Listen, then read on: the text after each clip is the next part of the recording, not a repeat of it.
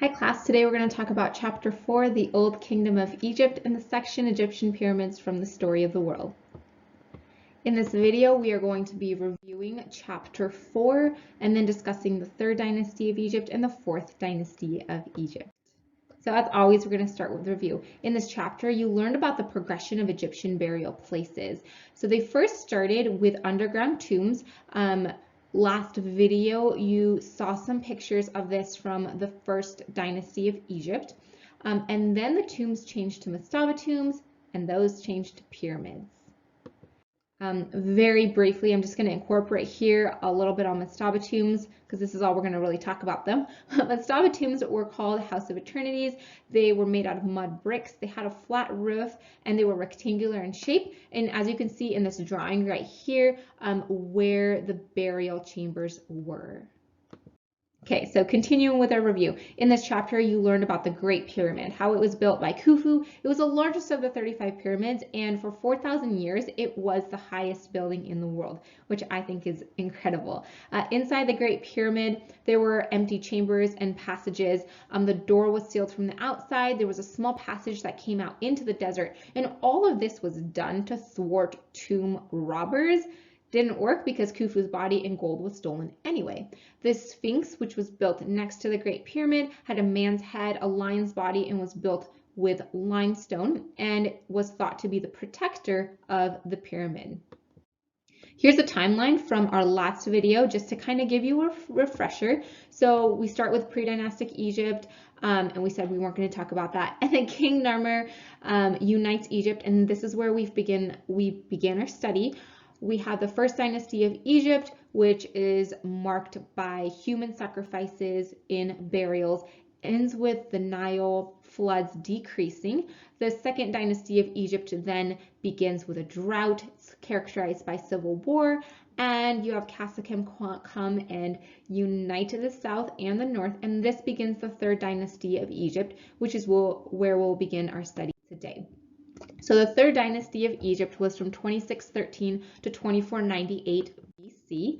It begins rather peacefully. Pharaohs are still viewed as God, although their human side is becoming more and more obvious after the first 2 dynasties. People can see that the Pharaoh isn't this all-powerful God who can control the floods and control the Niles and these sorts of things, but they're still viewed as gods for the most part.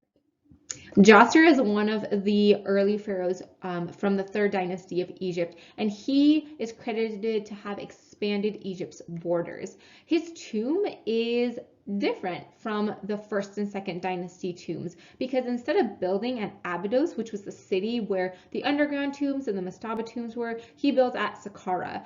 His tomb is not mud but stone, and this is kind of a very interesting difference.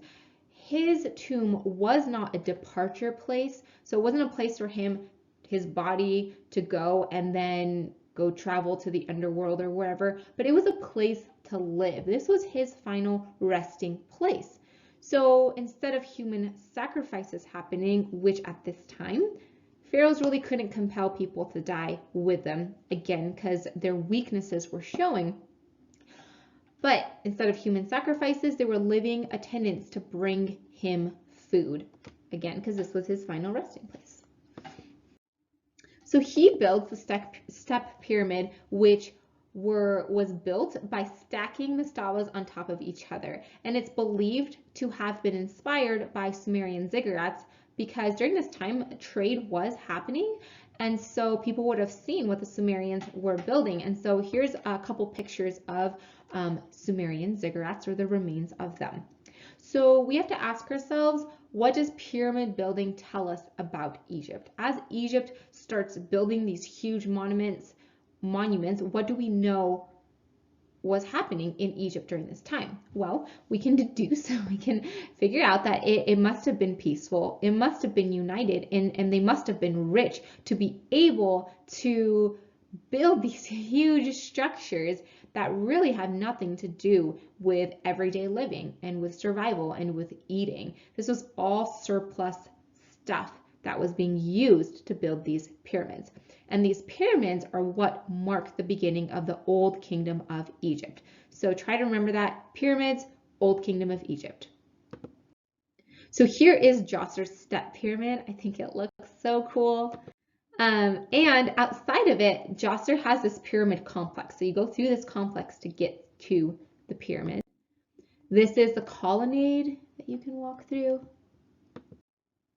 And the pharaohs after him tried also to build pyramids. However, they failed. So first, we have the unfinished pyramid by Sekhem-Ket, sorry if I'm saying that incorrectly, the layer pyramid by Kaba, and the Maidum pyramid. So he built this first section right here, and then it was completed later by a 4th dynasty pyramid, or 4th dynasty pharaoh. But try to remember the 3rd dynasty as they try to build pyramids, but they kind of failed. Which brings us to the 4th dynasty of Egypt.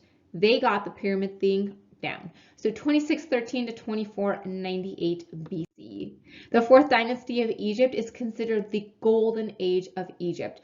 It was the pyramid building age, and it's characterized by the buildings actually being finished and having smooth sides, unlike Djoser's step pyramids.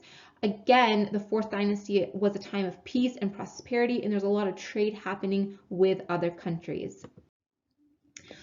Susan Wise Bauer, in The History of the Ancient World, says the Great Pyramid and the monuments that came after are the oldest surviving example of what we call monumental architecture, buildings which are much more elaborate in size or design than practically requires. In the words of archaeologist Bruce Trigger, the ability to expend energy, especially in the form of other people's labor, in non-utilitarian ways is the most basic and universally understood symbol of power. The less necessary and useful the pyramids were, the more they testify to the power of their builders. The house of the spirit had become the glittering testament of power. So I think that is a great analysis of pyramid building, that pyramids were being built. And again, you're expending so much time and energy and manpower to build these huge, huge monuments, and it's not like they have cranes and bulldozers and things like that like we have now. And it was like, hey, look what I can do. I'm more powerful than you.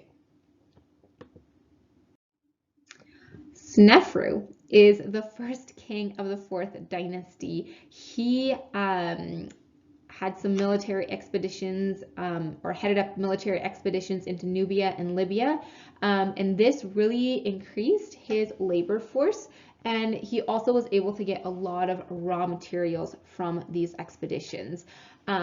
He built 3 pyramids, or 2.5, I guess. So he finished the Maiden pyramid, which I showed you in the previous slide.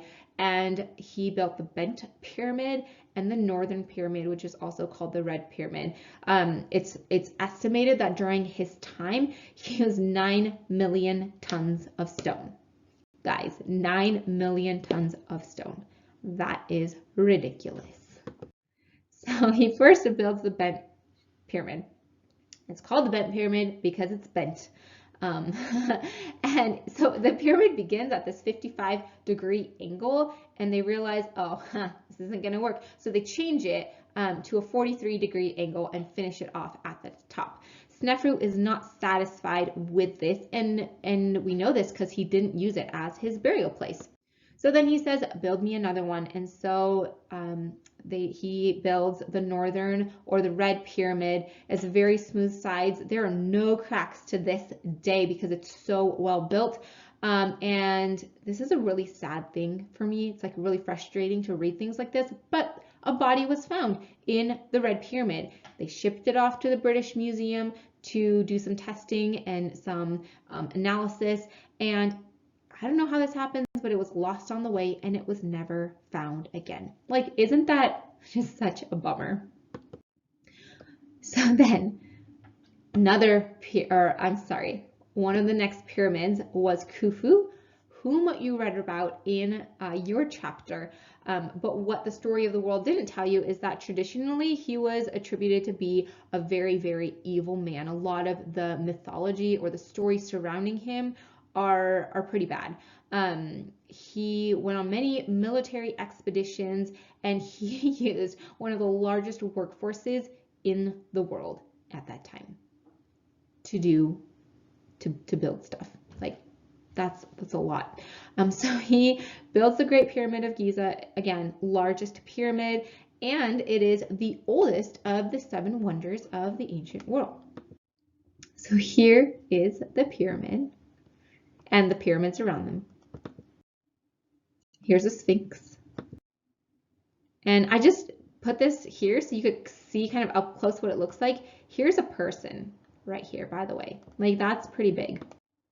And this is the last slide, but this kind of just shows you when the different pyramids were made. So you have the step pyramid, the made-on pyramid, here's the bent, the red or northern pyramid, and then the Great Pyramid.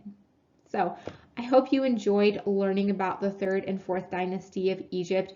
And oh my goodness, this just makes me want to travel to Egypt to see all the pyramids. So that's all I have for you today. Thanks for watching. I'll see you next time.